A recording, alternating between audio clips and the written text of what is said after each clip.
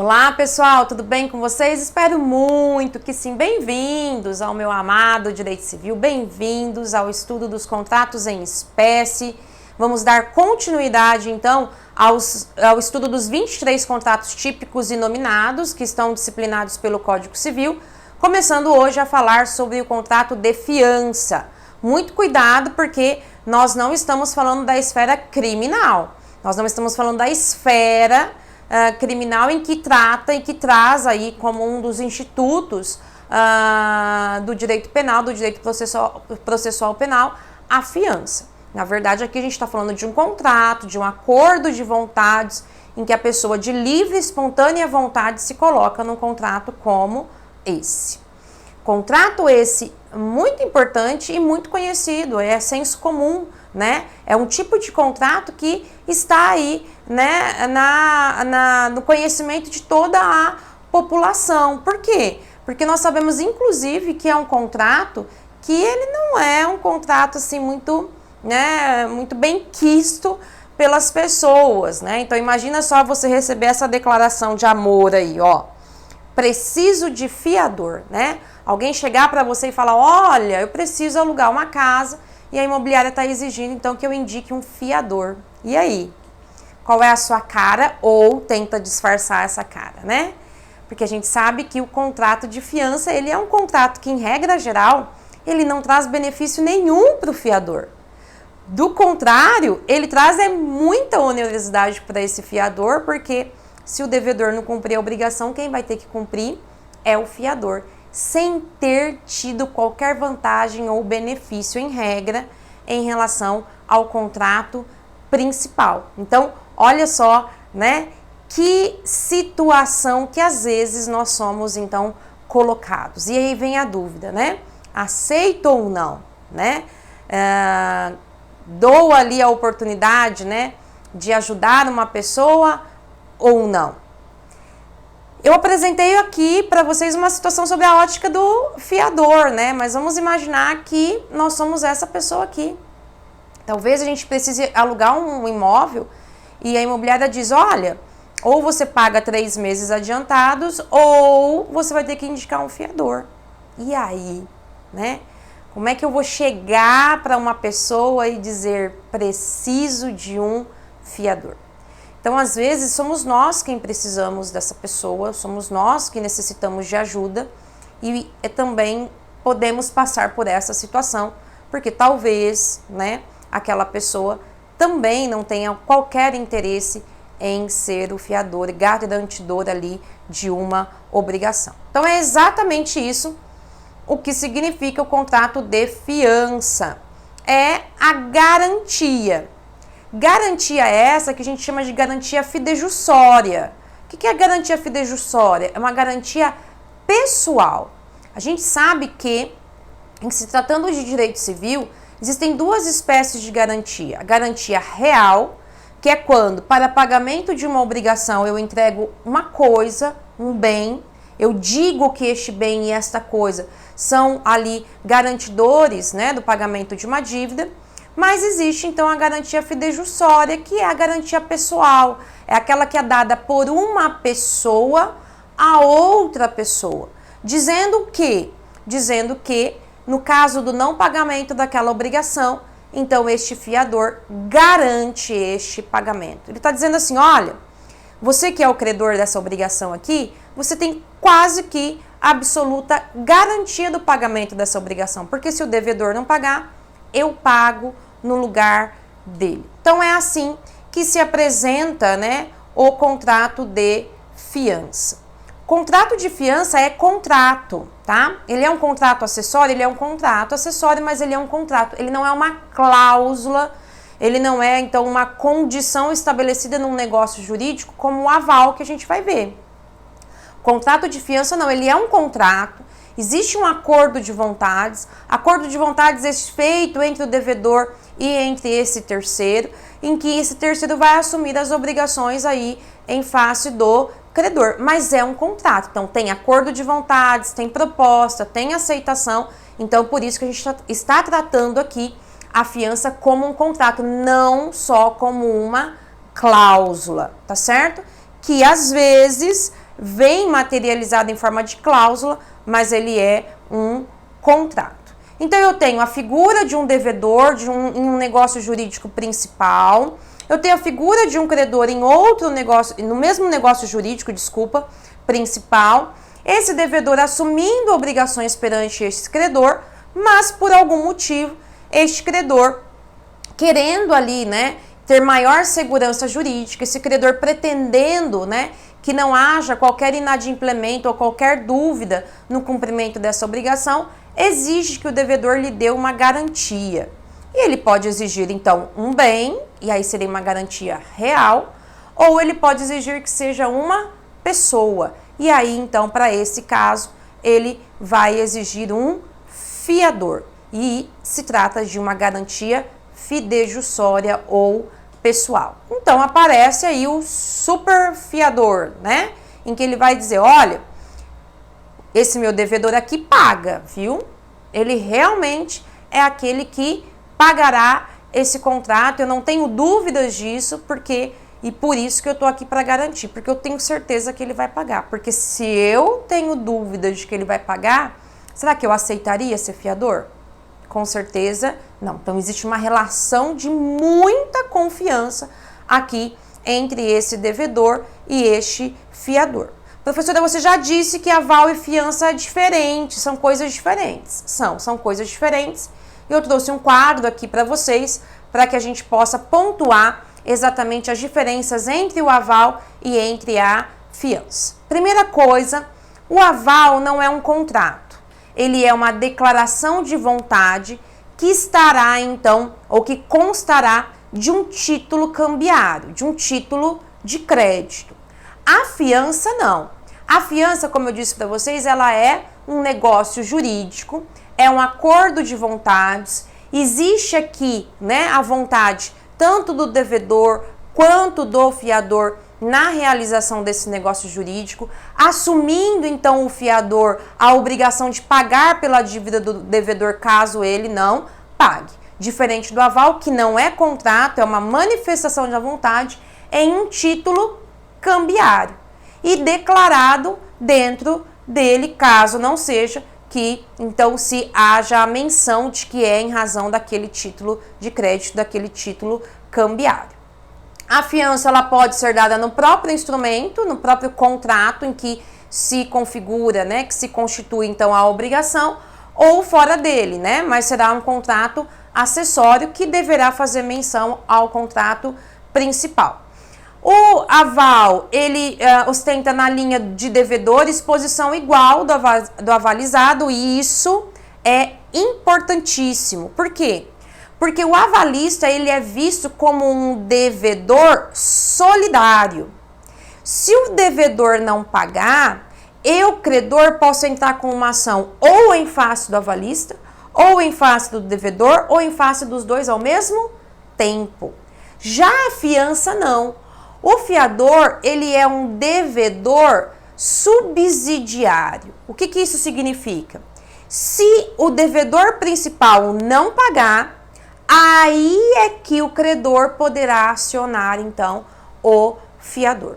Então, primeiro eu tenho a obrigação de tentar exigir o cumprimento da obrigação de todo do devedor e fazer tudo quanto é possível para receber do devedor. Se esse devedor não pagar, aí é que eu posso acionar o fiador. É aí que o fiador terá a obrigação. No aval, não. Existe responsabilidade solidária, tá?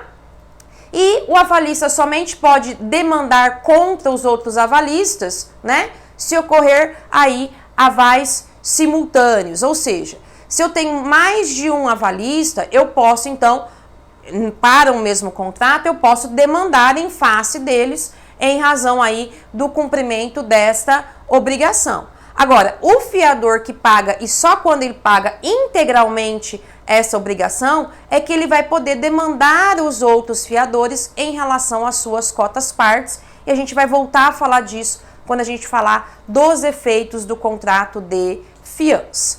Qual a natureza jurídica do contrato de fiança? O contrato de fiança, ele tem uma natureza unilateral, porque há ali obrigações que recaem única e exclusivamente em função do fiador. Então, quando o fiador ele diz para o devedor que ele vai garantir o pagamento dessa obrigação, ele não recebe nada em troca, não existe qualquer obrigação do credor perante este fiador. Ele é um contrato gratuito em regra, ele até pode ser oneroso, então até existe a possibilidade, principalmente nos casos de fiança bancária, de que o devedor ele pague algo para aquele fiador, ele dê algum benefício para o fiador, para que ele seja fiador. Até porque, né, quem deseja ser fiador de uma dívida bancária, né? Mas em regra geral ele é gratuito, o fiador não tem qualquer vantagem, qualquer benefício, como eu disse para vocês, né, em relação a esse tipo de avença. É um contrato fiduciário que depende única e exclusivamente da relação de confiança, né, entre devedor e credor. Há ali uma demonstração de confiança por parte desse fiador, no sentido de que aquele devedor irá, né, efetuar o pagamento daquela obrigação. Consensual em regra, por quê? Porque basta o acordo de vontades para que aquele contrato gere efeitos jurídicos, tendo a proposta e tendo a aceitação. É um contrato de interpretação restritiva, por quê? Porque há a possibilidade de que essa fiança seja, por exemplo, parcial. Pode aquele fiador garantir parte somente do contrato, parte das obrigações. Ele não estará submetido a algumas condições ou a algumas cláusulas, isso é possível. Então, quando eu analiso e vou interpretar aquele contrato, lembra da interpretação do contrato? Quando eu vou interpretar o contrato, eu não posso interpretar extensivamente essa cláusula. Só estará o fiador obrigado àquilo que ele declaradamente se obrigou, aquilo que ele manifestamente se obrigou. Se não tiver ali declarado na cláusula, não há que se falar, então, em garantia daquele contrato. É um contrato típico, nós estamos estudando ele e ele está na lista dos 23 contratos, e é um contrato que, em tese, é um contrato mais de adesão, porque são imposições que são colocadas, né, pelo proponente. Então, o proponente já diz, olha, se você quiser esse negócio jurídico, traga um fiador e ele tem que ser fiador desta forma. Então, como regra geral, é um contrato de adesão. Obrigação essa acessória, como eu disse para vocês, e subsidiária. Então, só existe contrato de fiança se existir um contrato principal, um contrato que constitui uma obrigação, senão não tem contrato de fiança. E aí a gente segue aquela regrinha, né? Nulo o principal, nulo o acessório.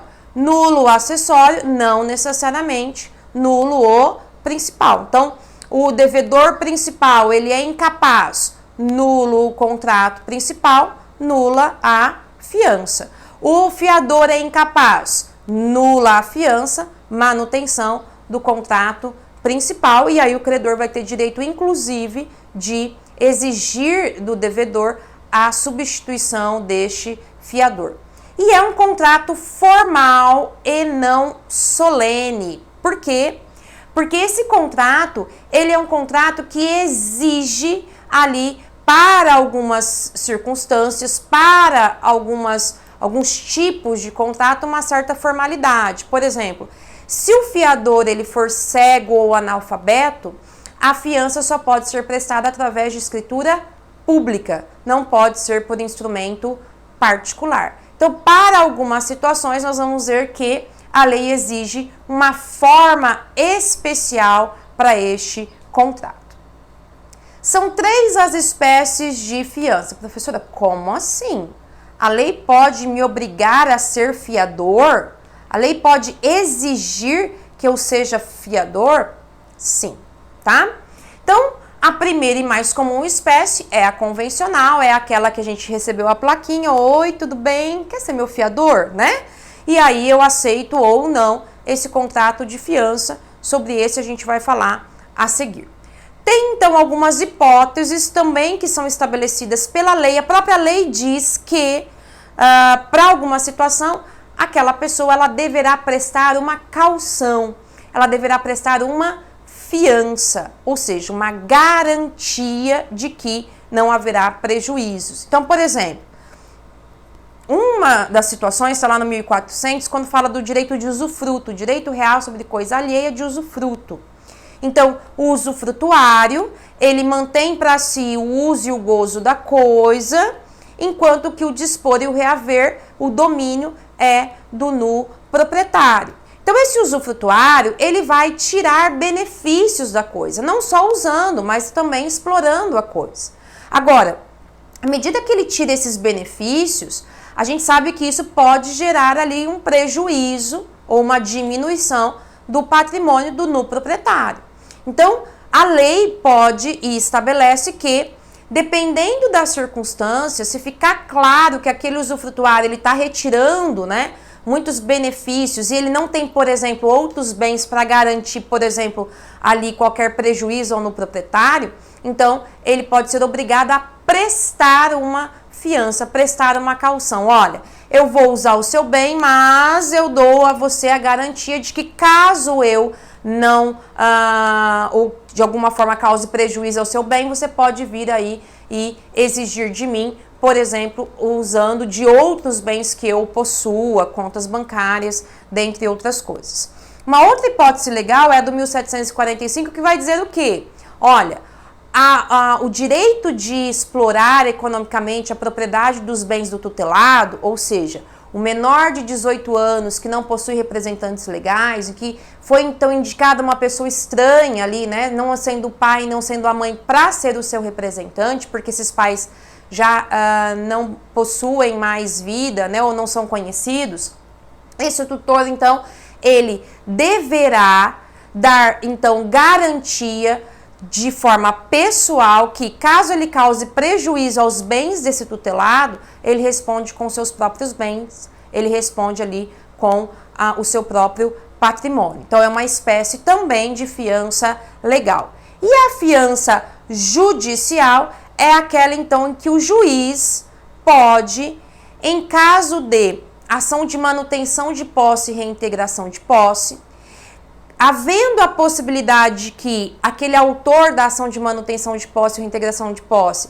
sendo mantido ou reintegrado na posse, ele pode gerar prejuízos à coisa, o réu da ação ele pode pedir para que o juiz determine que o autor preste caução.